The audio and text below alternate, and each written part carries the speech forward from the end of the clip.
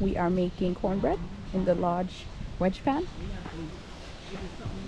using the Camp Chef oven to make some cornbread while camping.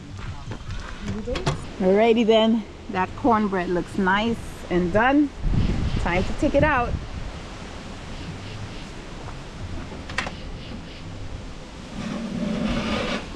Ooh, look at that. Got some honey. Yeah. Squeeze some honey on it.